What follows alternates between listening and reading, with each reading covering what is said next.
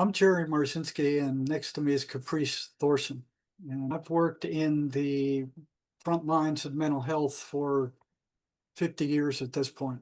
45 years with somebody else. I've worked in the largest state hospital on the planet. I've worked at private hospitals, private psychiatric hospitals, mental health centers. I spent 17 years working in the psychology department of the state prison. And Caprice and I are going to give you a report card on the mental health system, the Western mental health system. From firsthand experience, this mental health system is broken. It doesn't work. It's a drug-fueled catastrophe. It isn't getting at the cause of mental health or mental problems. It's not curing hardly anybody. They're treating symptoms. The suicide rate in the United States has soared up to close to 50,000 people a year now, year after year after year. And a good many of those people are on antidepressant drugs and antipsychotic drugs and other kinds of drugs. From what I've seen, nobody's being cured. They're treating symptoms, and you take the drug, the symptoms go away. You go off the drug, the symptoms reappear. So they're not getting at the cause of anything. We're going to kind of give you a report card on the overall mental health system as we see it. And I would give them an F- for the amount of money. It's a drug-fueled, pharmacologically driven system. First thing that I want to do is a disclaimer that this is not medical advice, that neither Jerry nor I are qualified to give medical advice. But what we have done, Jerry challenged me several months ago to really dig into the research of what he knows to be true. So we're going to present we're just offering some slides with the sources, and we'll let you download this PDF if you want it. But once again, if you are on prescription drugs, you have to be very careful in how you would, choose to proceed. So I wanted that little disclaimer. And so first, like what Jerry and I know is that healthy people are not profitable customers. And pharmaceutical companies make money from treating the symptoms, not curing people, just as Jerry said. And this last point, Jerry, I'd like you to just address it because it's what you tell me all the time. Oh yeah, there are more psychiatrists, psychologists, and psychiatric drugs on the planet than ever in the history of mankind. And as a nation and as a planet, we're getting progressively sicker. The mental health centers are overflowing with mentally ill people. Nobody's getting better. The streets are crowded with mentally ill people. They can't work. The prisons are full of mentally ill people who can't work and committed crimes. The psychiatric hospitals are overflowing. This system is not working. Right. So how did we get here? And this is what you were talking about. Oh yeah. Okay, so you put it in good. Yeah, in 1910, the Carnegie Foundation and sponsored the infamous Flexner Report, which shut down any medical school teaching subjects outside of mainstream pharmacology. So that would be naturopathy, it would be acupuncture, anything like that, any kind of yoga, whatever. The edict was so powerful that only a few medical schools survived, such as Johns Hopkins and McGill, and a handful of others connected with these groups. They were the only schools who could legally license doctors. And any doctor who practiced anything beside pharmacology were threatened with the loss of their license. They couldn't refer to non-pharmacological treatments. So at this point, 1910, Big Pharma and the deep state had taken over the medical system. They paid off Congress to pass these laws that only pharmacological medicine could be studied in the universities. And if that they were teaching anything else, it wasn't, they weren't licensed doctors. So at that point, they'd taken over the medical industry. And so I added this slide because I think it's also important for people to know that this Rockefeller medical system is pumping out doctors that are coming out with so much student loan debt that they can't afford to lose their license. They got to play by the rules. So between 194,000 up to $300,000 of debt that they've got to pay off. So, and that comes from Forbes. So, all right, here's your report card, Jerry. Okay, nobody's getting better, and a great number of those people are on antipsychotic and antidepressant drugs. Right? The suicide rate is not going down; it's increasing every year. You know, they're not curing anything. They're not dealing with the problem. They're putting a Band-Aid over it, and the sore is festering underneath. They're turning these people into zombies. They just gorked out. They're not feeling anything. You know, Mhm. and the suicide rate is increasing year after year. Right? It's the second leading cause of death for ages 10 to 34, and the 11th leading cause of death in the United States. According to the Journal of the American Medical Association, the suicide rate, now this is interesting, the suicide rate for psychiatrists is right up there with that for schizophrenics, you know, Mhm. or about 5.9 times that of the general population. So here are the people that are running this mental health system. They are the captains of this mental health system. They're the highly trained people that are supposed to be curing people, and they're suiciding at the same rate as schizophrenics, which is their most severe mental illness in the DSM. You know, Right. what does that tell you? Right. And we're getting these statistics from the Foundation for Suicide Prevention, the CDC, and usafacts.org. So, all right, this is a great quote from Thomas Insel, who was the former director of the National Institute for Mental Health. And basically, what he's saying is he was the director for 13 years. They spent $20 billion looking for genetic reasons and neuroscientific biology reasons. And he says, I don't think we moved the needle in reducing suicide, reducing hospitalizations, improving recovery for tens of millions of people who have mental illness. So that's an admission of failure right there. Yeah. And you know, they don't have a cause for mental illness. They don't know what it is. You know, Right. so they keep making it up. They started with mothers. They blame the mothers. You know, Yeah. you raised your kids wrong. I know we get into that a little later. Then they went to genetics. You go, oh, it's got to be some kind of genetic stuff.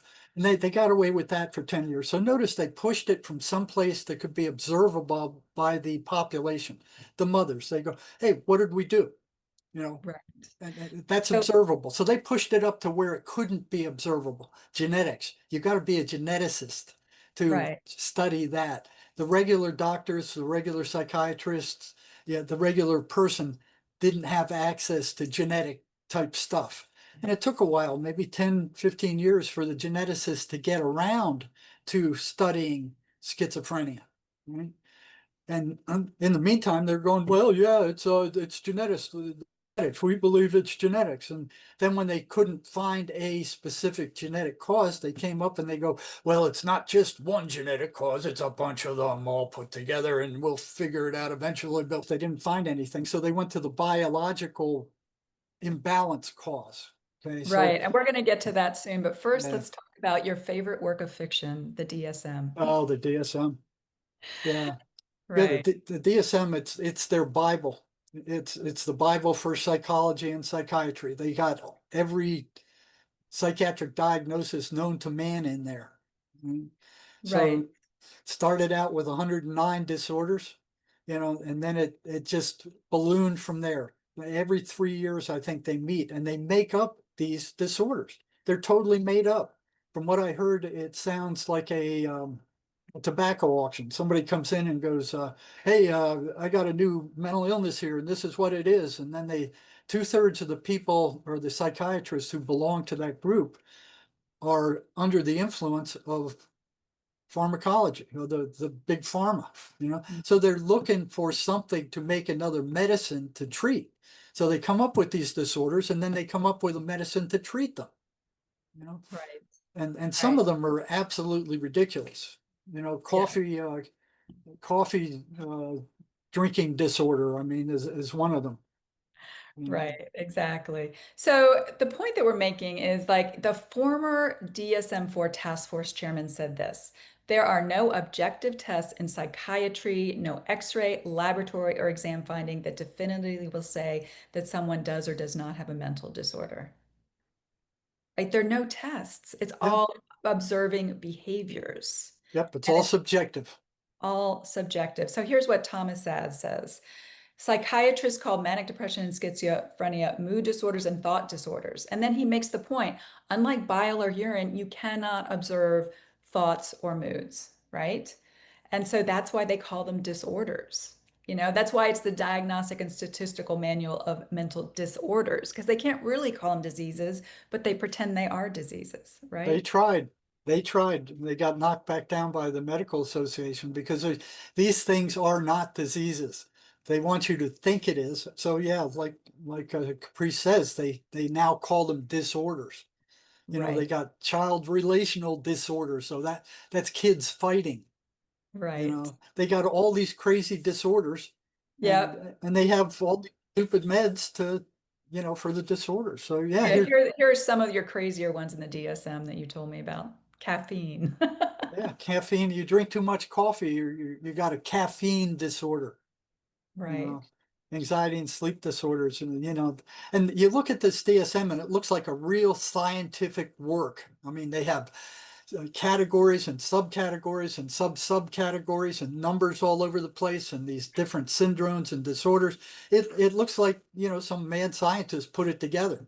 It looks like a real work of science. It's a made up work of fiction. There's right, there's no test for even one of those psychiatric disorders. There's no lab tests, there's no EKG, there's no EEG, there's no objective test for any of these disorders. And some of them are totally ridiculous. As mathematics disorder, I've had that since I was a kid, you know. right. They got this Alice in Wonderland disorder, confusion about how big or small the body parts are. Florence syndrome disorder, people that are exposed to objects of great beauty. I think that happened to Japanese tourists, and they recommended antidepressants to treat it. Oh, no. You know, they, Yeah. you know, uh, uh, Well, this is one of the more disturbing ones that's in the new DSM, paraphilic coercive disorder, because it covers rape and pedophilia and sex with a non-human object. So the British Psychological Society said, rape is a crime, it's not a disorder. And we would have grave concerns that such views may offer spurious and unscientific defense to a rapist in a criminal trial, which is very valid. yeah, and I wonder what drugs they recommend for rape and pedophilia and sex with a Right. non-human object. They're probably you're not going to walk into a psychiatrist's office, tell them anything, and not walk out without some kind of prescription of some toxic drug. Right. So when they were putting together the DSM-5, the British Psychological Society had a response, and you can look at the response at the PDF below. But basically, they are saying that these diagnoses are clearly based largely on social norms, with symptoms that all rely on subjective judgments with little confirmatory physical signs or evidence of biological causation. They're saying there's no biological causation. And these diagnoses are plagued by problems of reliability, validity, prognostic value, and comorbidity. So at the end, they say the whole DSM, the diagnostic system on its base, therefore falls short of the criteria for legitimate medical diagnoses. Yeah, and they treat it like a Bible. You go through graduate school, you go get into the PhD. They treat it like a friggin' Bible. Right, Everything revolves around this made up volume that has no testable verification. And what's even weirder, you get 10 psychiatrists together and you give them a semi-complex diagnosis, put them in a room separate and let them formulate the diagnosis. Then it's not going to be the same right. because it's totally subjective. I've watched how these guys do it. I mean, I've worked in these mental institutions most of my life. They go in there, they ask the patient, hey, what's going on? Oh, well, I'm feeling depressed and, da, da, da, and this and that and this. And 15, 20 minutes, no more than an hour later, for the private psychiatrists, if they're institutional or government psychiatrists, it's probably 20 minutes. They come up with a diagnosis and they start with a pill. There's no test. You know, there's, Right. so they say it's a biological imbalance. You will never see them give a test, a blood test or any kind of other test to determine what drugs in the brain are out of balance by how much, because they don't exist. There is no biological imbalance in the brain. They proved Right. that over and over again, but they're still pushing it. I saw it a couple of months ago in one of the advertisements. It's believed that this is caused by, Right. you And know, they manipulate language in a way. oh But yeah, so it yeah. was interesting. Like I didn't realize the first antidepressants came out in the 1950s. And then here we are in the 1960s. It used to be a drug-centered model. And in the 1960s, they now moved to a disease-centered model. So this is the work of Joanna Moncrief. And I think that this is a kind of an important distinction for people because it used to be a drug-centered model. And in the drug-centered model, there was an understanding that the psychotropic drugs are crossing the blood-brain barrier and they're creating an abnormal brain state by altering the natural brain chemistry, right? Like Peter Breggin even goes so far as to basically say all psychotropic drugs damage the brain. So the therapeutic effects you're getting is from a drug-induced state that's not natural. But when they move to the disease model, now they're saying that drugs help correct an abnormal brain state, which is the inverse, right? You've got your natural brain state that the drugs are disrupting, but what they are now claiming is the drugs are correcting something. So drugs become disease treatments. Well, And the other thing they're taking off on is, you know, medical drugs. Like you take an antibiotic and it cures the infection. You know, so they're trying to play on that, like their drugs cure something, and they right, don't, because they, these are not physical diseases. These are energetic, psychological diseases. There's no proven physiological cause. right. And then we're going to get in. So this is what she said basically the drug-centered model focuses our attention on the impact that drugs have on the body and the brain and the consequences they have. And so it's necessary to do that so you can be cautious in your use of these drugs. But since they're in the disease model, they don't proceed with that caution. But it's just important to know that all drugs are foreign chemicals that change the way the body normally functions. What they found with in the state hospitals, so the long-term psychiatric hospitals, is they found that the brains of schizophrenics that they were giving these antipsychotic drugs to had shrunken like prunes. I mean, their brains had actually shrunken. These drugs were doing severe, permanent neurological damage to these people. And Mhm. instead of stopping them and trying something else, they would put up cogentin on top of it so it would mask that neurological damage that, you know, it was like tongue darting and nervousness, jitteriness like that. They'd mask it with another drug and then let it proceed. At least that's what they were doing at the hospitals that I worked at. You know, shock treatment was another one. I mean, they're still doing these shock treatments. So back in the 70s, they were given 3,000 of those every year at Central State Hospital where I worked.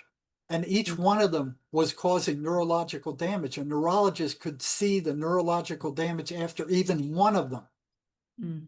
So, you know, and before that, they were doing lobotomies where they, you know, this is before they had drugs or anything. They were using straitjackets. They would get an ice pick, stick it in the person's eye, and scramble their prefrontal cortex. They just Ooh. scramble it, and they would turn them into zombies. And they had a lobotomy mobile that drove around the United States and did this thing to patients. They'd bring their relatives out there. Oh, we can't control this guy. Please do this thing, and they'd scramble their brain. Now, I remember meeting one of those at the state hospital I used to work at because it was huge. They had everything there. And talking to that guy, I mean, the feeling I got is he's just not quite human. You just couldn't put your finger on it, but he was very different from a normal human being. And he had that done decades ago. It's Wow. permanent neurological damage. They just scramble your brain.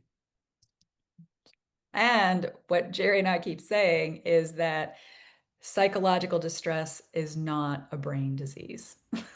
So, Yeah, they try to turn normal emotion into some kind of disorder. right. So, you know, we probably should have put this in the beginning, but basically it goes back to Hippocrates and the idea that you have an imbalance in your humors, blood, phlegm, black bile, yellow bile. And then I'm going to say that wrong, Paracelsus came up with the concept of fighting disease and the belief that all things are poison, nothing is without poison, but it's only the dose that doesn't make a thing a poison.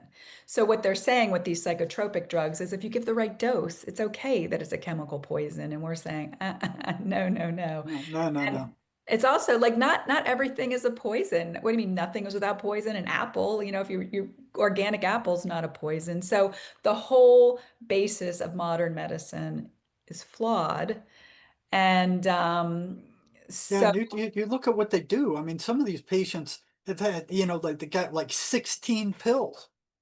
You know, what I saw at the psych hospital was, especially the state hospital, they bring these people in once a month for 15 or 20 minutes. How you doing? If they mentioned anything about hearing voices or they weren't feeling good, they would up their drugs. I mm, mean, it's up them or add other drugs to them. You never saw them hardly ever take them down. They would just up. And some of these guys were taking so much drugs they just looked like friggin' zombies. And right. I remember one of the first weeks I was at that state hospital. I was walking down the first floor, and they had a banister that went up to the second floor. The Mm, cap on that banister at the second floor was off, and here was a maintenance man cutting through the banister on the first floor, and that had a cap on it. So there was a bunch of patients watching the sparks and the smoke and all that kind of stuff. So I just joined them. They were standing there watching the fireworks. When that cap fell off of that banister, it was a gush. It was like a waterfall of psychiatric pills. Thousands of them came pouring out of that banister. They've been sticking them in there for decades. It was just like a waterfall of psychiatric drugs. And I'm like, why are they doing that? Why are they doing that? right. So we're going to end up with a solution to all of this. And I think it Eventually. goes to what Peter Kinderman says that we need to embrace a model of mental health and well-being that recognizes our essential shared humanity. But before we get to the solution, we're going to provide a little more information about why this is a flawed, broken system. So here we go into the chemical imbalance. No research has ever proven a chemical imbalance as the cause of mental illness, right, Jerry? Right, it was made up by Eli Lilly in the 70s when they came out with Prozac for the purpose of selling Prozac. They didn't know, they knew it was a lie at the time. They knew it wasn't true, and they put it out anyway. So it was picked up by, the psychiatric mafia, and now then the medical schools and big pharma, and they were teaching it in all the universities. When I got to the state hospital working there, and I asked them, what causes schizophrenia? Oh, it's a chemical imbalance. That's what they were programmed with, and there's no proof of it anywhere whatsoever. You know, No, none so whatsoever. And there are over 200 neurotransmitters. So how can we say one or two are responsible, right? yeah, and they don't even know what the chemical balance of the brain should be, let alone what's out of balance. So you would never see them give any kind of lab test or lab work or anything else, any kind of baseline testing to see what of those 200 neurotransmitters are out of balance or by how much. Never. Right. And I remember one time I thought that kind of odd that they didn't have a baseline, and here they were saying it's a chemical imbalance, and they were prescribing drugs for it without any kind of lab test or blood work or X-rays or EK, nothing, no kind of objective test at all. It was all subjective. Okay, I think we'll start here. It's like throwing a dart at a dartboard, you know. Right. And further, there's also this thing that, oh, it's serotonin, right? And so research has shown there is absolutely no association between serotonin levels and depression. Yeah, and that's what they were claiming. Oh yeah, it's a serotonin imbalance. So they came up with serotonin reuptake inhibitors, so that neurotransmitter would stay out there and re-trigger the nerves over and over again. But in reality, it wasn't too much more effective than a friggin' placebo, and they get away with it. Right. So this is where it's important. So, okay, so yes, SSRIs, which are the antidepressants, do act on the serotonin system. Um, but so does LSD, right? So here's where, like, this is like really interesting. The line of reasoning is logically problematic because LSD also acts to increase serotonin levels, and we don't say, oh, people were LSD deficient, right? Yeah, they'll do anything to sell those drugs. They'll say anything. It doesn't matter. If you'll take them, they'll sell Right, them. right. All right, so here's where it's important. Every person's brain is unique, leading each of us to have unique traits and abilities. Just because your brain works in a particular way does not mean you have a chemical imbalance. A Yeah, they, certain amount of sadness, anxiety, or other emotional upset is normal, and though we may be able to block these by chemicals, that would dehumanize us, right? yeah, and it does. And what they do is they pathologize feelings. So somebody whose partner died and they stay depressed for more than a certain amount of time, they've got a depressive disorder. That they'll treat with an antidepressant drug. I mean, Yeah. So once again, correlation does not prove causation. And the thing that I think is important is when they're doing these brain scans, chronic stress can reduce the size of the hippocampus, right?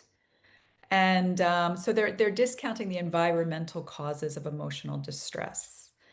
Um, and I think this is something, 69% of female patients diagnosed as psychotic, and over 70 studies had reported physical or sexual abuse. yeah, and there's a lot of abuse in the background. Matter of fact, it appears that most psychological problems are caused by abuse or trauma. It's either physiological, physical, mental, or sexual abuse Mhm. result in psychological problems. Right. And And none, it and none of these drugs get to any of that. No, and it leaves that energetic kind of scar, and that's what Jerry and I Yes. are so passionate about helping people heal because they have the ability to heal themselves without drugs. So, Yeah, and these are energetic scars that these right. drugs don't touch. Because they're Yes. Okay, so this is really interesting from Peter Bregan. If you have a biochemical imbalance in your brain, the odds are overwhelming that your doctor put it in there with psychiatric drugs.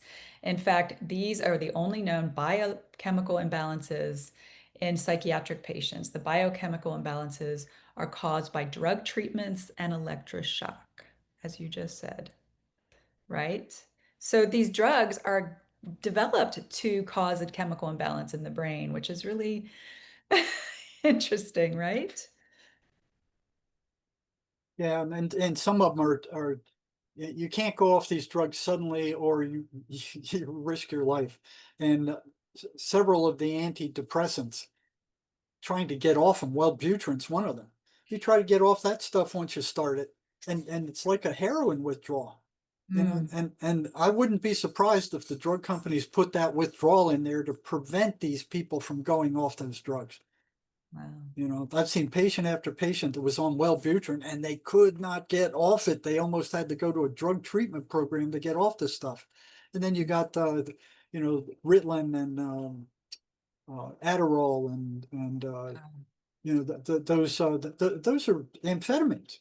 You yeah, know, we'll get I, into that for sure. yeah, That's crazy. All right, so basically, we're going to just put the nail in the coffin of the biopsychochemical framework has no scientific evidence to support it, right? The abnormal brain scans they see are either caused by stress or the psychological drugs they're giving them. There's no genetic cause ever been found, and the biochemical imbalance in the brain has never been found. and No, these are yeah, nope. these are all lies put out by big pharma and the psychiatric mafia to make you believe that they know something about mental illness Right. So, the thing that's important to understand is how big the prescription drug business is. and how much Right? money they're making. 800, almost 806 billion in 2024, Yeah, right? that's not million, that's billion. Right. Right. And these pharmaceutical companies are spending 6 billion a year on direct consumer advertising, right? All of those ads that go, side effects may include, blah, blah, blah, blah, blah, blah. Ask your doctor, right? So, and when you see the last part, 560 billion spent on drugs through Medicare B and D, and 58% were on those that were advertised, which just shows these people are watching their televisions being like, oh, go and Brainwashed. doctor, right? Yeah. And that's not legal in any other place except here in New Zealand. And, Exactly, and exactly. So that was just the overall drug market, and this is the psychiatric drug market, right? Is 52 billion. that's billion. On antidepressant, I believe it's like, you know, the old last ones I remember were 4.7 billion for antipsychotic drugs and about the same for antidepressant drugs. We're talking billions of dollars here. They're not curing anything. They're just treating symptoms. They don't make money curing people. Right. So look at this statistic. 11% of Americans on SSRI antidepressants in 2023. 25 to 30% of US college students on a psychotropic drug, right? 20% of people in the UK on antidepressants. And the benzodiazepines, which are terrible, 5% of people, right? Those are addictive. Right, right.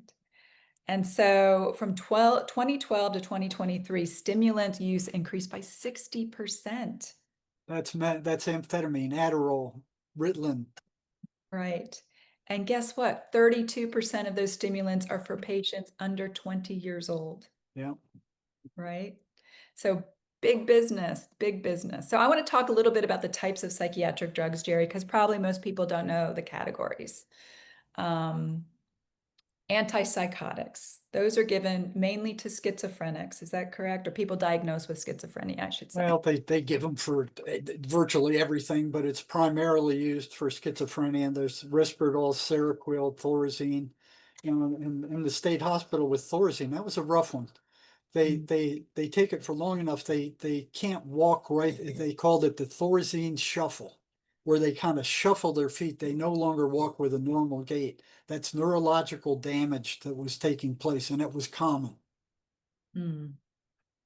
All right. So the next one are the BZs, right? For anxiety, Xanax. That's Librium, Librax, all those kind of things for anxiety. Those are addictive. You get on those things, it's hard to get off them. Mhm. So here they are prescribing you an addictive drug for something that doesn't cure the anxiety. It just merely treats the symptoms of it. You feel gorked out for a while.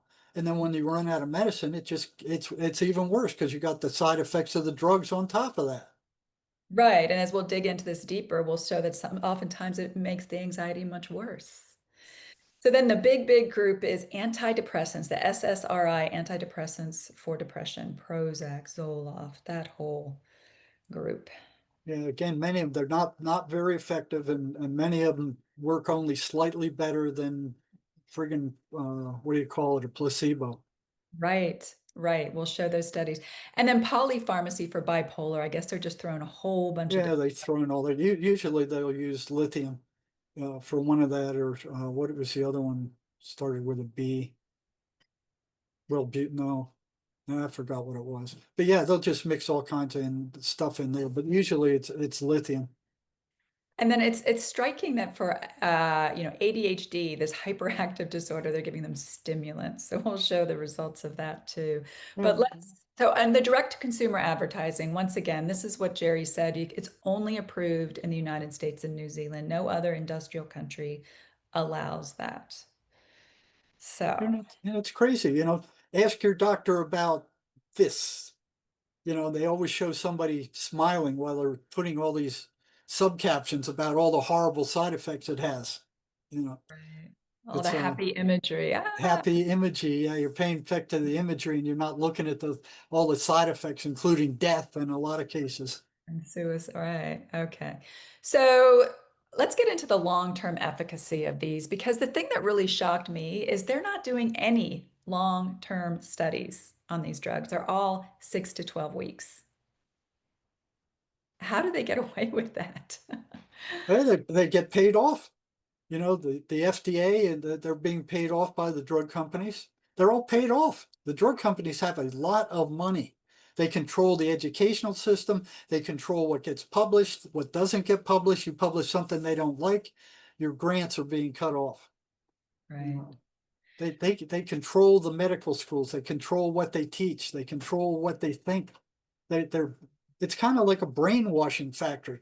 A lot of these psychiatrists come out of they're not even aware of a lot of these nasty side effects that these drugs have. And I've never seen one in all the years I've been working, a psychiatrist go through some of the most dangerous side effects and saying, if you see any of these, let me know immediately.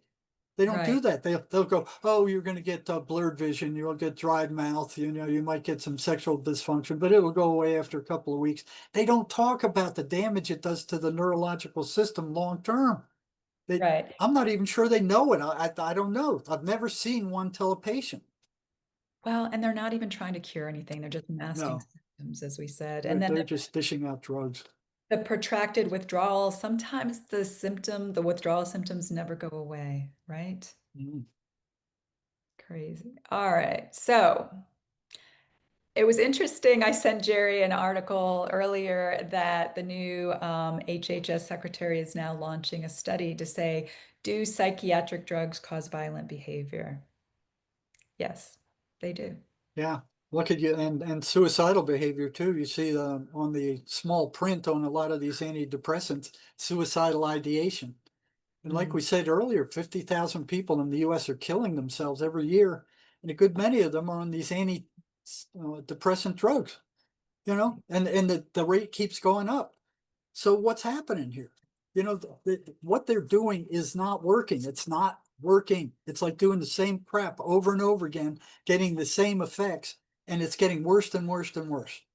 right. So here's a chart showing some of the common side effects. And we're going to call them direct effects because they're not really side effects. They're You know, they use toxic, they're language, right? toxic effects of a toxic drug. Right, right, exactly.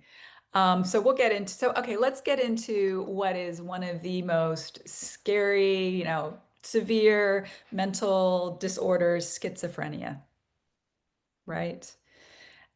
Because I think this was really interesting that it was the families of schizophrenics that kind of were begging for a medicalization of schizophrenia. Yeah, they couldn't handle these people. So what they do is they drop them off at the psychiatric hospital. You know, and back in the old days, they would chain them to the walls. You know, they couldn't control them. They had chains on the brick walls that held them in the basements. Mm, Um, yeah, that's where straitjackets came from. They were invented in France in the 1800s, and you know, when I first went to work, the straitjackets were still around, but the drugs had taken over because they found they could drug down entire psychiatric populations, so they weren't causing any trouble. And mm, that's what the purpose was, control. They wanted to control these people so they didn't have to spend a lot of money on staff. They didn't have to spend money on security. They didn't have to, because, you know, in the old days, they had to fight these guys and lock them into a straitjacket. And both the patients and the psych staff were getting hurt. So these drugs, they wouldn't accept them in Europe. It was back when they came out, they were discovered. See, here's big pharma going, oh, we spend billions of dollars on research, so we got to charge all this money for these drugs. Bullcrap. The antipsychotic drugs were discovered by accident in a dye lab in Germany because all the people making that particular dye were getting all gorked out. So some French scientists came and got the dye, extracted the phenothiazines out of it, and then they wanted to test it in Europe in a mental hospital. They wouldn't let them. Okay, so they brought it over to the United States and they drugged down an entire ward and they went, oh, this is wonderful. Yeah, we want this stuff. And then it just spread, you know, because back then psychiatry and neurology were fighting it out for who was going to be dominant in that field. And psychiatry was losing by leaps and bounds. They just jumped on these drugs like vampires, you know, mm. and just took them for themselves. Even today, regular general practitioners don't like prescribing psychiatric drugs. They go, oh, that's the province of psychiatrists. So they've cut that out for themselves. Yeah. Well, although I have found in direct experience that pediatricians want to give Prozac and Xanax to Mm. teenagers, like candy. Honestly, it's crazy. So, all right. So this is really interesting. Okay. Yeah, they're toxic. Yeah, they're giving them chemical lobotomies, but don't they work? No. Right. So isn't this interesting that people that had a psychotic break but never got one of these drugs have a recovery rate of about 80%? Yeah, so along with the neurological damage they're doing, they're slowing down their recovery. And on top of that, what they're telling a lot of these patients is, oh, you got schizophrenia, that's a life sentence. You got to take these drugs for the rest of your life. It's like a very hopeless, disgusting message. I've seen it over and over and over again where they go, you have to take the rest of your life, you got to take these drugs. There's nothing else you can do for it. Right. So here are the statistics that show if you never go on an antipsychotic, your chance of recovery is 80%. But if you do go on a long term, you're the 5%. I mean, that is a vast difference. Now, that doesn't mean there aren't people that need those drugs. I mean, I've seen some violent psychiatric patients that there was no other way to control those suckers than to drug them out of their minds. They were Mm. so dangerous. And the same way in the prison, some of those guys are so dangerous, but they shouldn't be given for life. It should be like a temporary crutch, because they're doing neurological damage. Right. And the patients hate it. I mean, that they hate taking those things. Mm. They have lots of toxic effects. All right, here you go. Akathisia. That's due to neurological damage. Mm. And it occurs 14 to 35% of patients that get these antipsychotics get the akathisia. Ah, That's a good uncontrollable shaking or lip smacking or tongue darting, like with that. It's neurological damage. right, because then even if they go off these antipsychotic drugs, Still they there. have it, right? Yeah, still there. Doesn't go anywhere. It's permanent neurological damage. And they blamed it on they go, oh, that's schizophrenia causes that.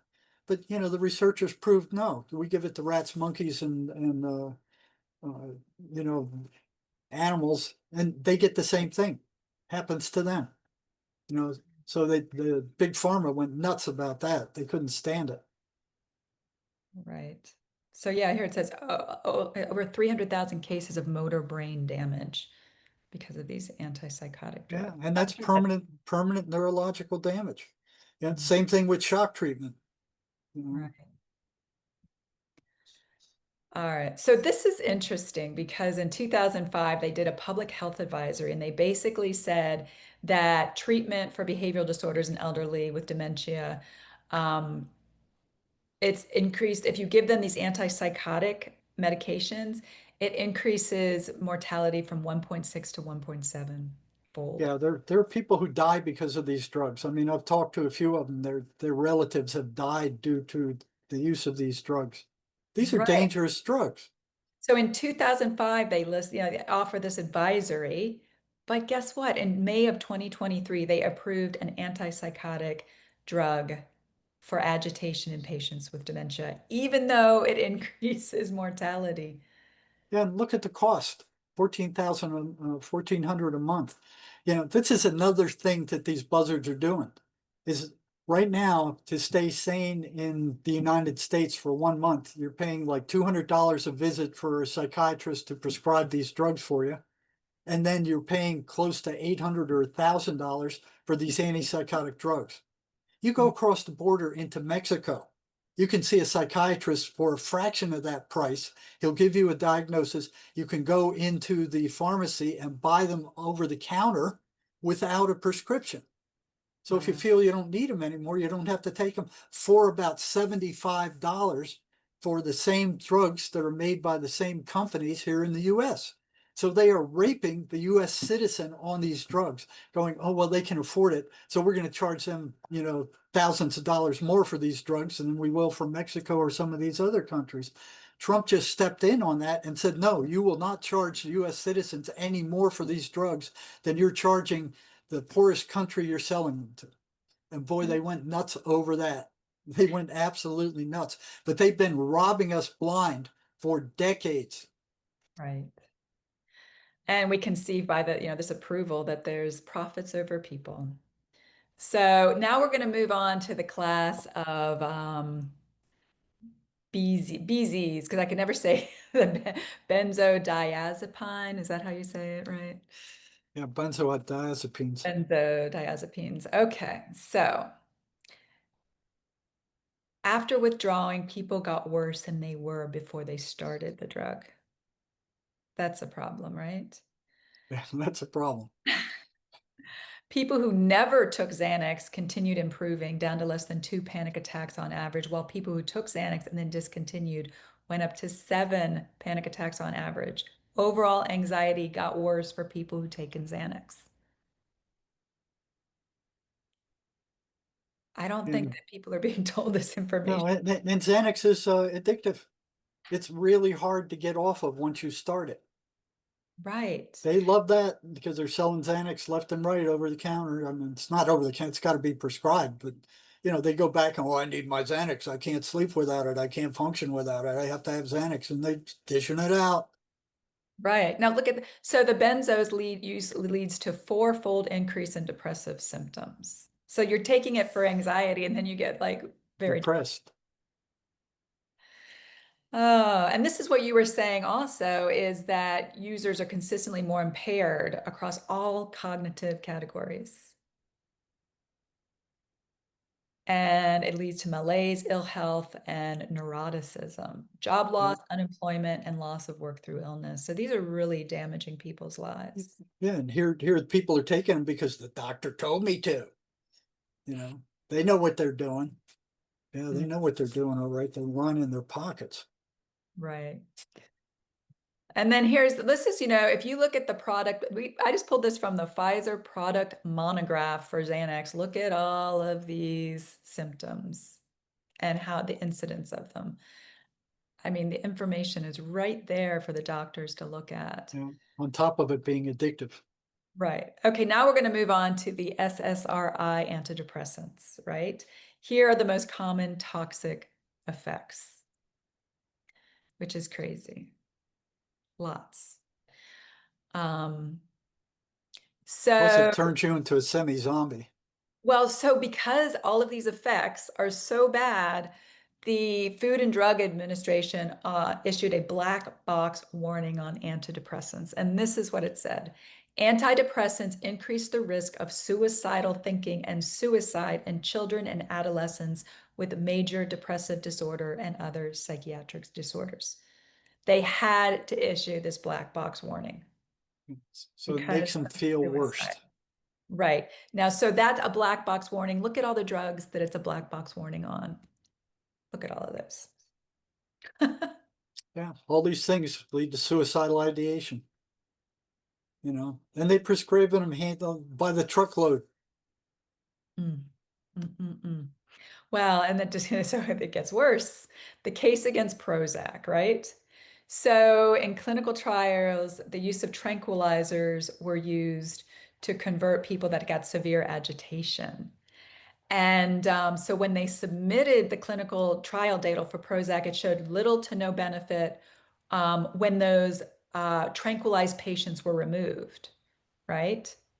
It was no better than a placebo, but the FDA allowed Eli Lilly to keep the tranquilized patients in the trial so that it looked like there was some benefit.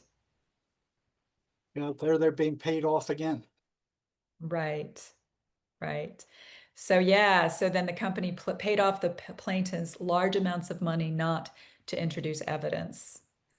The judge found out about that and changed the judgment to settled instead of, And the combination was dangerous, mhm. not only and marginally effective. Right. Crazy. So the money, follow the money. Follow the money. These guys are after the selling drugs and money and selling the psychiatrists selling their services to So prescribe them. yeah, and one of the most shocking things I found in doing this research, Jerry, was that all SSRI antidepressants, and that's all of those are spermicidals and result in sexual dysfunction. Yeah, they won't tell you that either. All of them. So 60% of men and women experience sexual dysfunction after taking an SSRI, and 55% still had problems 6 months later after discontinuing. I'm like, what? They find that out by surprise Right. What in the because world? they're not being told. All right. It also, the SSRI antidepressants harm unborn babies when taken by pregnant women. So, a 2015 study by the CDC found that birth defects occur 2 to 3.5 times more frequently women treated with Paxil and Prozac early in pregnancy. So, there have been hundreds of lawsuits about this, and the maker of Paxil settled 800 birth defect lawsuits for 1.14 billion. And I've never seen a psychiatrist mention that to any patient that I worked with. Crazy. All right, now we're moving on to the toxic effects of bipolar drugs. And these are just a few of them. You know, it's valproic acid and lithium. Mm. So, liver toxicity, damage to the pancreas, brain damage, blindness, peripheral circulatory collapse. What does that mean? Your veins just collapse? Your artery? Yeah, I guess. You know, Stupor. Coma. now the other thing I've seen with lithium is that if it's given to somebody in a hot climate, okay, and they're not drinking enough water, that lithium level goes up and it can become toxic. Mm. You know, so you have to watch it. I mean, they have to test for that stuff. It takes a certain amount of it to get the effect that they're looking for. And if the body dehydrates, if they're sweating or working somewhere, that lithium level can climb up into the toxic level and kill the guy. Mm. Oh my. Well, and here's Risperdal. Risperidol. Risperidol.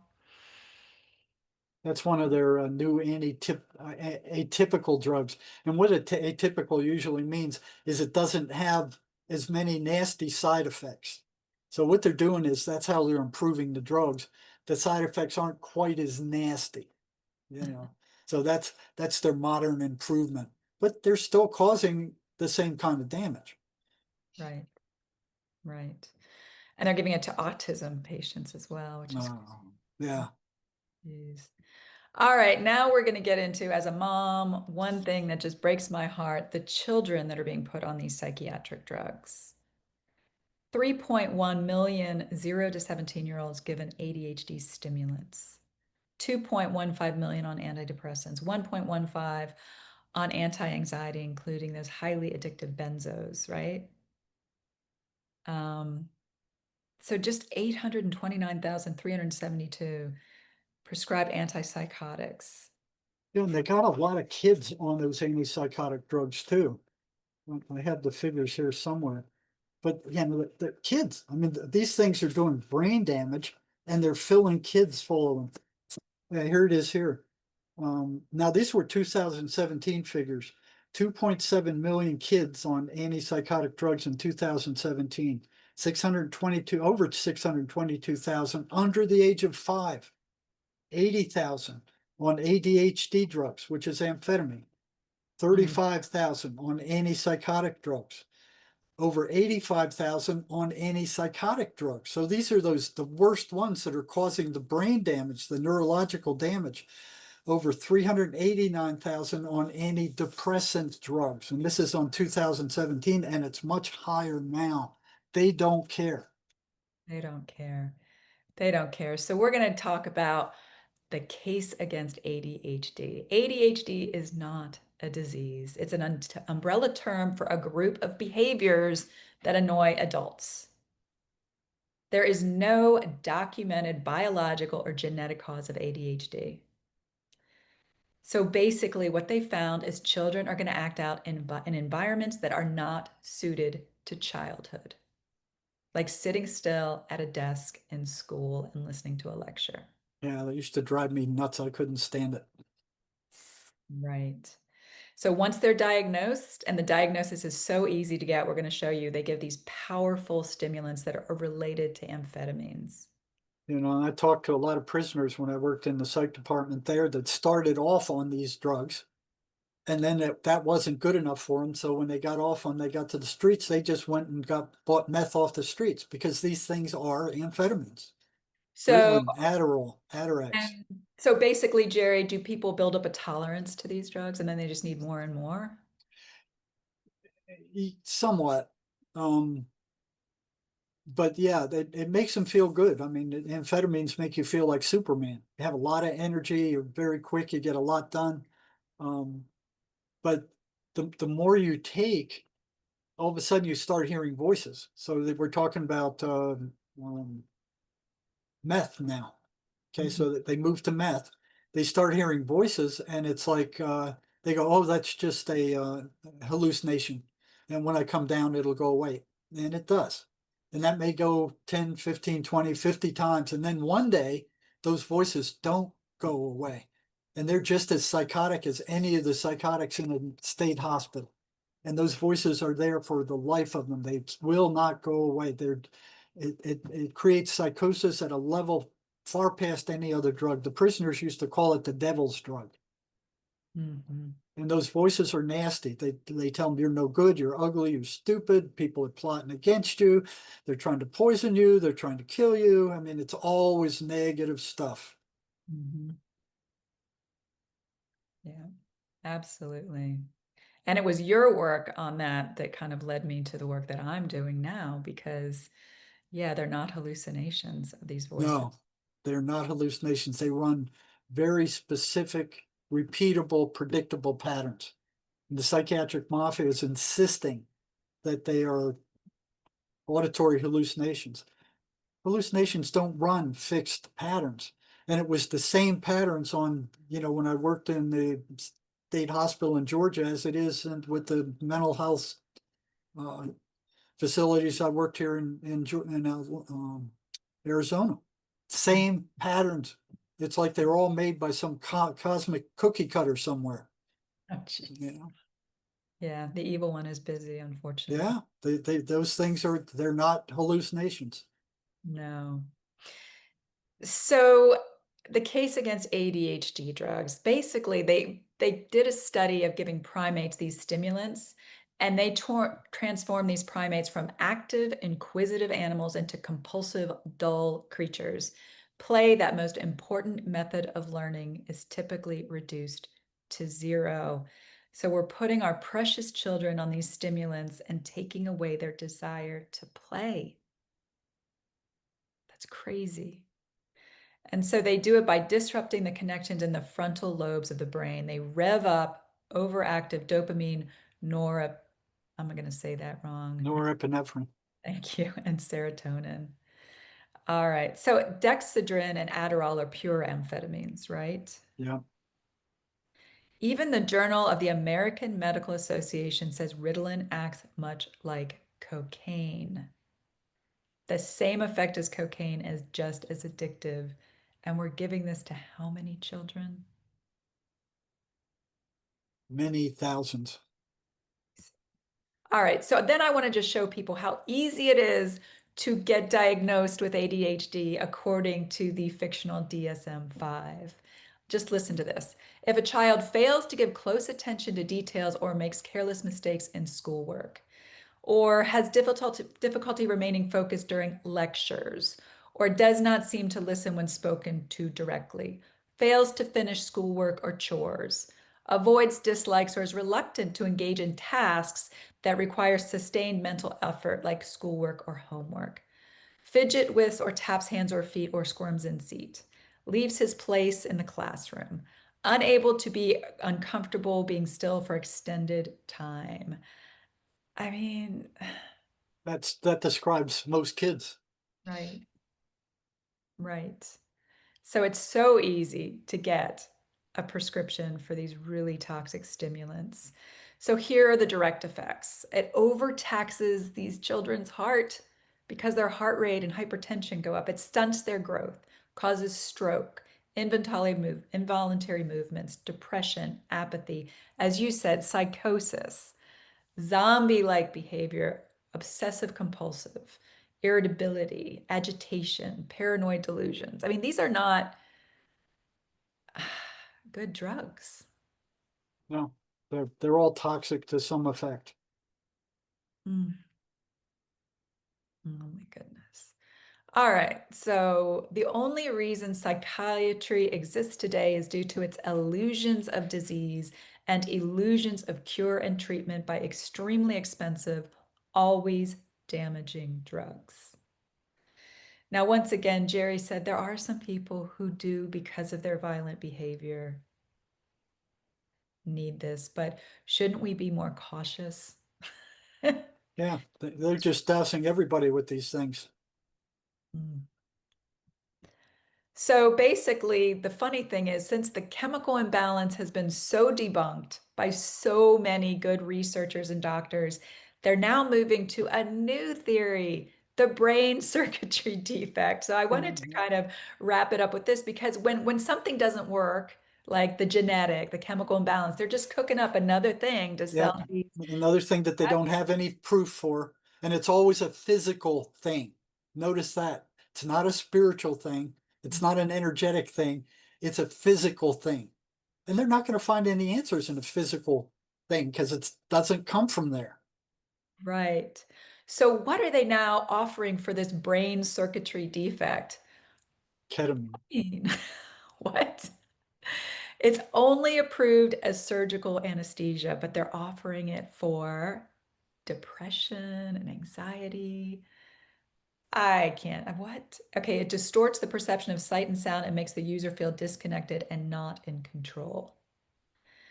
So, a study by Stanford found a single dose of intravenous ketamine compared to placebo has no short-term effect on the severity of depression symptoms. But there are ketamine clinics popping up all over the country right now. Yeah, they'll sell you anything you'll take. Even and they call it Special K. Great. Yeah, That sounds really easy, right? So the yeah. thing that's interesting, it's also so now the FDA has approved esketamine, which is a nasal spray that is twice as potent as ketamine, even though it was found in a four week trial no more effective than placebo, right? In a safety study, 1 in 7 patients developed treatment emergent suicidal ideations and 6 attempted suicide. So, goodness, why is this thing still on the market? Money. Hmm. Oh my goodness. So that's the all the bad news. Okay, so is there anything else you want to add to the conversation we had before we switch to talking about what emotional distress really is and what a solution is? Well, not really that I can think of. It's like I said, emotional distress can't be cured with a pill. Right. Right. So emotional distress, unprocessed trauma, huge, right? Right. Negative emotional responses to that trauma. See, and what they do with that unprocessed trauma is in regular psychotherapy, they just bring it up over and over and over and just throw it in the person's face until they get worn out by it. So they're re-traumatizing them every time, Right. you know. Right. Talking about trauma just re-traumatizes you. Absolutely. So the other thing that causes emotional distress is psychological, physical, and sexual abuse, of course. And unfortunately, we live in a Uh, society that's so prevalent. and pills don't cure that. Mm-mm. Emotional distress is caused by demonic attacks and influences. And pills don't cure that. It's also caused by negative critical beliefs about yourself. And pills don't cure that. Also, poor lifestyle choices that reduce your physical well-being and vitality. And pills don't cure that. And a big one today is isolation and lack of social support and community. Mhm. Pills don't cure that. Right. They only treat symptoms, they do not get to the cause. So I like this. The first step toward a humane scientific approach to care is to ensure that we get the message right. We need to change the framework of understanding from a disease model to a psychosocial model. That means recognizing that our mental health and well-being depends on things that happen to us, how we make sense of those events and how we respond to them. Yeah. Okay. So rather than And a disease model, let's look at the psychosocial. right. And what we wouldn't be bringing all this up if we didn't have a solution to this problem. And this solution is not well known. It's not being advertised by the universities. It's not being advertised by uh, any big. The matter of fact, the people who came up with this, it was discovered in Australia, and it was discovered. It's a energetic psychotherapy that was discovered in Australia, not by a psychiatrist, not by a social worker, not by any clinician. It was discovered by a ship captain, John Mace. He drove big freighters back and forth across the ocean. He was a captain, and he was also a pilot, a harbor pilot for a while. So unlike psychiatry, who's trying to make people look like they are uh, robots, like physiological robots with no spirit. And, I spent 8 years in higher education, 4 years in graduate school, and not once did they mention anything about spirit. There was no spiritual anything there. It was spiritually drier than the friggin' Sahara Desert. I had to read other stuff to kind of just stay sane because there was nothing spiritual in it. There was nothing energetic in it. And we're spiritual, energetic beings. Your thoughts are energy, your mind is energy, your memories energy, your feelings are energy, your spirit's energy. You're all energy. If that energy leaves you, you're dead. If your spirit leaves you, you're dead. The mind does not do what people think it does. All it does is take pictures of where you focus your attention. Your spirit does everything else. It does the reasoning, the sensing, the processing of all your senses, all that kind of. It does everything else. It's the spirit. It's not the mind. Okay, Right. so And we come in as perfect spiritual beings who operate in peace, love, acceptance yeah, until unwanted experiences and trauma really put on these energetic, tumors that we've been talking about. yeah. The planet Earth is a hard place to live. You're not going to come down here and not be traumatized. You're gonna get some trauma somewhere. Psychological problems occur from trauma, right? Trauma is also energetic. Here's an energetic happening that impinges on your psyche. And what happens, he found in a trauma, is that there's a very nasty negative feeling that stays there and just torments you. And along with that negative feeling that the trauma causes, there's a decision made as to what part you played in that trauma. Were you the cause of it, or what part, how are you related to that trauma? Unfortunately, you don't make good decisions during a trauma. They're Right. virtually always bad decisions. So whatever decision you made with regard to that trauma is 99% wrong. Okay? And what I'm seeing with my clients is that one of the major decisions made is something happened when they were 5 or 7 years old. Their mother said something or gave them a spanking or something like that, or just really dressed them down, and they got the impression that they were worthless because of that. So here I'm seeing a lady or a man that happened to, they're now 75, 60 years old, and they've been functioning with that idea that they were worthless since they were 7 years old. Right, but it's operating underneath their conscious awareness. So it's Right, like it's something that once they agree to, they live as if it's true, but then it's not something that they really have conscious access to. It's this sense of not being worth something, or this sense of not being lovable. right. Right. So even though they know they are not worthless, that doesn't change the feeling. They still feel it deep down because buried in their subconscious is this negative energy. So what happens is after that bad feeling stays there for long enough, it becomes non-functional. It's like, this is interfering with your function. And the ego shows up and goes, let me handle this. And it takes it and it throws it into the subconscious mind, and then it locks it down in there. It's not dead, it's still alive. Yeah? And so it's still affecting your behavior. Mhm. And the way it affects it is that anytime somebody comes into your psychological sphere who is similar to the person who caused that trauma in the first place, this negative identity that's locked in your subconscious goes off like a landmine. So it's like the closer that person is to the person who traumatized you, the more explosive this thing is. And it tells you either attack that person or run from that person or avoid that person. So this is like the person you hate. No matter where you go, that person shows up. You could go from here to China and there would be a Chinese person, like the person you hate, show up that has these traits. Right? So that thing's sitting there like a landmine, and every time it goes off, it gets stronger.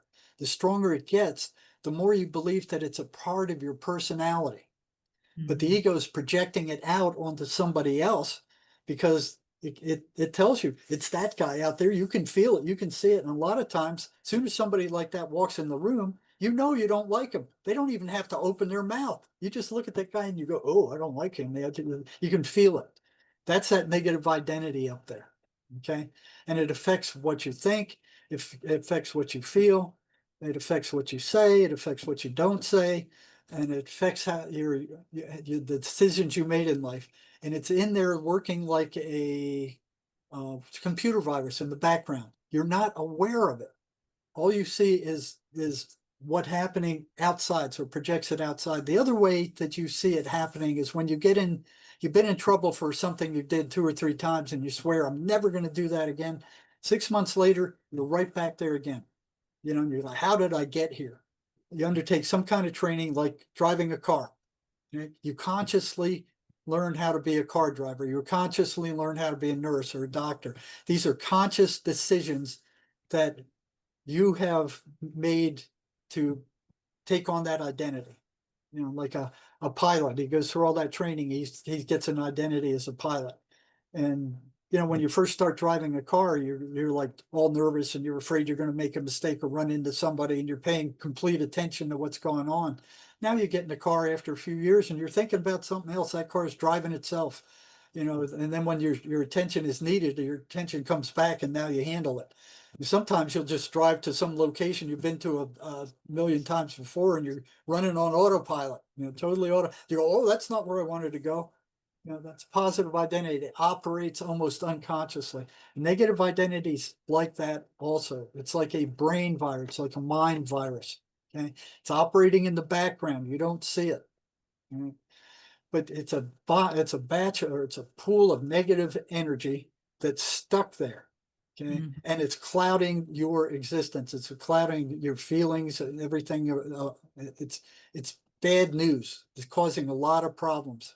Right. Not only that, I kind of view it as like an energy pit. It's draining your precious life energy. And that's why, if people have fed these over a lifetime and they have multiple, you can actually see they look like they're weighed down by their past. Yeah. And I don't know So about you, Jerry, but I will see people once they dissolve these, yeah, they their energy lighten right up, they back. Yeah. brighten up. They're just Yeah. like, Yeah. whoa. Yeah. It's instantaneous. Yeah, and Yeah. sometimes they look 20 years younger. Yeah. They smile for the first time in the whole session. But yeah, it takes a lot of energy to hold that thing in there. And if you drain it down to nothing, okay, it's a boat anchor. It will not take a charge again. And then you, you can turn it into an image. And then there's a process where that image will hook up to your spirit. The spirit makes a choice as to what trauma to work with. Right.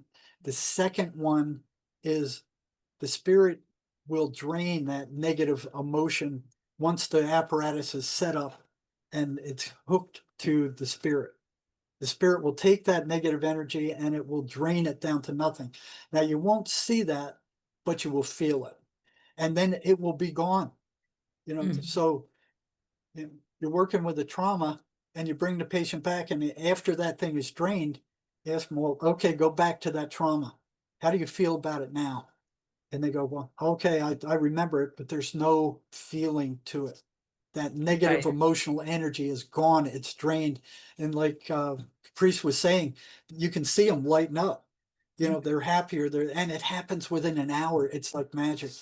Right. They could think of someone they hated or an event that was like really emotionally charged. And when you take them back, they're like, eh, I feel Yeah, compassion for that person or right, neutral. Oh, that's just something that happened. And I right. think the thing that's so wonderful about the work that Jerry and I are doing is it's so empowering. Whereas the mental health model that we just walked you through is so disempowering because it's telling people you are a victim of your biology or your brain chemistry or your genetics and you can't do anything. Yeah, you're broken. Yeah, you're And broken. you're But broken. You're going to stay that way. we can't really fix you, but we'll give something to alleviate the symptoms. And what we're Yeah. saying is you are designed to heal. Your spirit is designed to be able to heal your soul and your body. And because you unconsciously created these energetic kind of pits, you're the only one that can dissolve them. We're just guiding you to do the work. So it's very empowering to people. Yeah. And like Caprice says, you're born as a pure spirit. Mhm. You know, you look at babies. I mean, they're just happy playing with toys and stuff. I mean, there's no worries for most of them. But as traumas build up, that gunk starts interfering with your spirit. So Mhm. once these negative identities are removed, then you become closer to who you really are. And all this can happen within an hour. It's virtually magic. The other thing that with this system is the therapist doesn't have to know what that trauma was. All they Right. need to know is where it happened. So if you were sexually abused, if you were have something really embarrassing happen to you, the therapist doesn't have to know what happened. It works anyway. It's almost like magic. And I've been in this field for 50 years. I have never ever seen anything work like this. I mean, regular, Well, yeah, I can do a whole session and know nothing about somebody's. yeah, But I think the one thing, Jerry, you and I are doing is we're creating a very safe space for people to go through this. yeah. To create that safe space where they know that they are not judged, they don't have to share any details of their life, and they're just going to, you know, stop. They're going to feel feelings that they have spent so much energy trying to suppress, but unsuccessfully. Yeah, and you should see them. After I don't know how many people that I'm worthless is one of the biggest ones that I deal with all the time. If something happened to them when they was a kid, they carry that through their entire lives. And you get rid of it when they're 60 or 70 years old and they're like feeling, oh, I feel good. This is great. I feel lighter. I feel more grounded. I'm more uh, calm. I'm more peaceful. And all this happens within an hour. This is energy we're dealing with. You're not dumping drugs on the brain. It's got nothing to do with drugs. You don't have to take any toxic drugs. It's energy. You're an energetic spiritual being. And these psychiatric therapies all have to do with physical stuff. We're working with energy. So this is like cutting edge stuff. There's only about 100 therapists that deal with this on the planet right now. Mhm. Right. So part of what Jerry and I want to do is get the word out that you do not have to pour toxic drugs on your brain because And that's not the source of the problem. I mean, they don't even know where thoughts and emotions and consciousness come from. no, So, no, they never ask where the thoughts come from. mhm. Psychiatry, psychology has never dealt with that at all. They Right. just, Jerry can tell you where these negative self-defeating thoughts are coming from, and it's not your yeah, brain. yeah, it's not your brain. They're not coming from you, you They're know. not yours. They're not yours. And so when we get rid of these energetic masses, the food source for these voices is gone. Yeah, and it's disappeared. Or sometimes the voices themselves go. So I know there's a number of therapists who have, including myself, where the voices have disappeared. Mm, They've completely disappeared. And those are usually not the most severe cases. They're kind of like light to moderate cases where people are hearing voices, but that's a whole lot better than what psychiatry is doing with their pills. right. Well, and what I tell my clients is, once we get rid of these, you need to fill it with a positive spiritual. Yes. Now, Yeah. I'm not going to tell you what that should be for you, but you really do need to stay focused on the good, the true, the beautiful. Turn away from the darkness, as you say, don't listen to angry music, don't watch horror movies, just really stay focused on the good. Yeah, and it's better. See, and the other thing, once they have a negative self-concept, that becomes a self-repeating thing.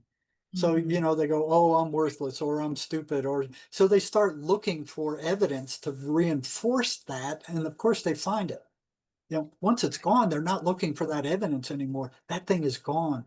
And I'd say, most people in either 1 to 3 sessions, they're done. Right. They're cleaned out. Psychiatry will keep you there for life, and it's so much cheaper. It's less expensive, much less expensive than psychiatry or their toxic pills, and Yes. it provides virtually permanent results. Those things don't come back. They're gone. The sense of Mhm. I'm worthless is gone. The sense of I'm stupid is gone. The senseless, I'm just a object. I mean, all these different things that the trauma caused, it's gone and it doesn't come back. And it's gone within an hour in most cases. Most people don't stay for any more than 3. A lot of mine are, it's 1 session, that's it. They've had enough, 2 at the most usually. Yeah, it really depends with my clients how deep they want to go. Some really want Yeah. to be like, I want to get rid of everything that's blocking, my spirit. So it Mm. really depends. But it is definitely an empowering, energetic psychotherapy that doesn't require drugs or talk or reliving trauma. And it works.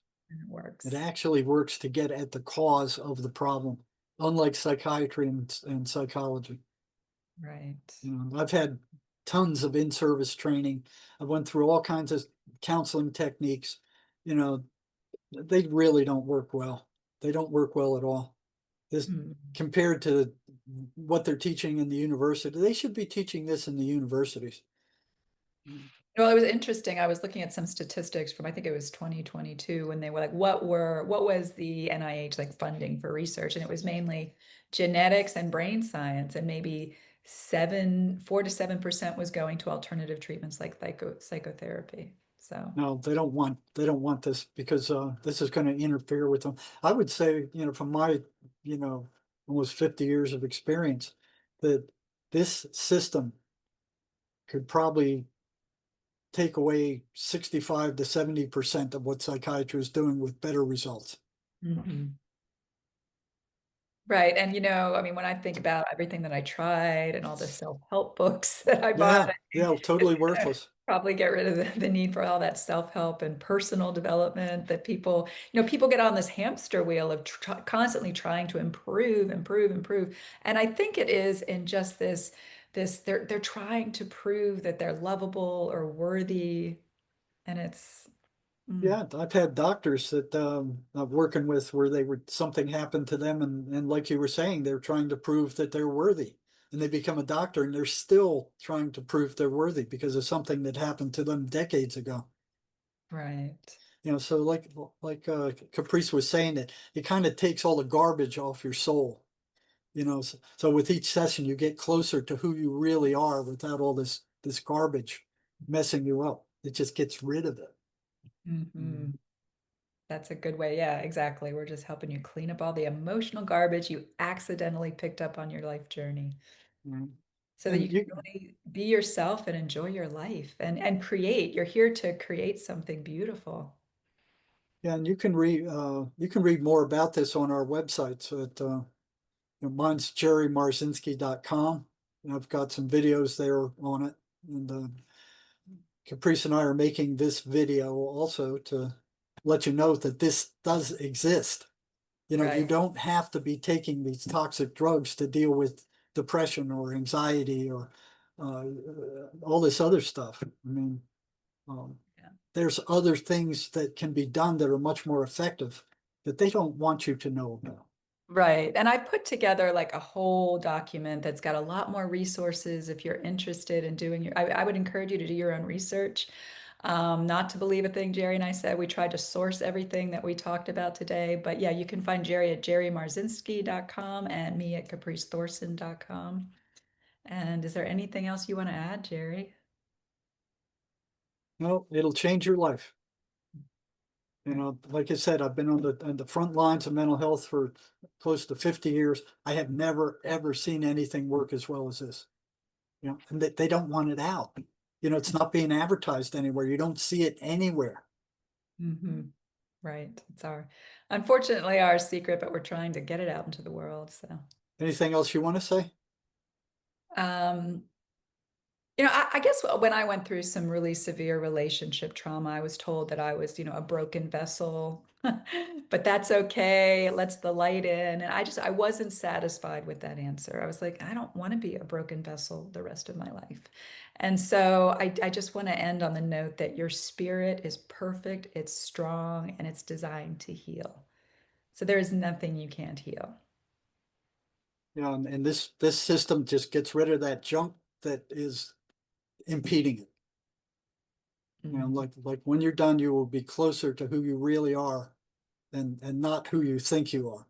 And you'll feel a lot better almost instantly in Mhm. most cases. Yeah, absolutely. Okay, well, you can write us if you have any questions. My email is JAMARZ1, the number one at outlook.com. You want to give them your email, Caprice? Sure. Just Caprice at capricethorsen.com. Pretty simple. And on our websites, there's more information about this system and how to access it. Yep. Okay, so it's been good talking to you guys. What we're telling you is true. They don't want this out there. So the drug companies, psychiatry doesn't want this out there. Psychology doesn't want this out there. You know, this they don't want something that works. They want to keep treating you over and over and over. You know, Right. with this system, 2 or 3 sessions, and for the most part, you're done. Well, and that's why we're so passionate about offering this to people. And I guess, Jerry even came out of retirement to do this. Yeah, I should be retired, Yeah. supposedly. I keep going, how are you enjoying your retirement, Jerry? Yeah, I'm pretty busy. That's not, I don't know. You know, when somebody cancels an appointment, instead of being disappointed, I'm like, yeah, I got some time. Right. All right, good. Yes, reach out if you have any questions. We'd love to have a conversation.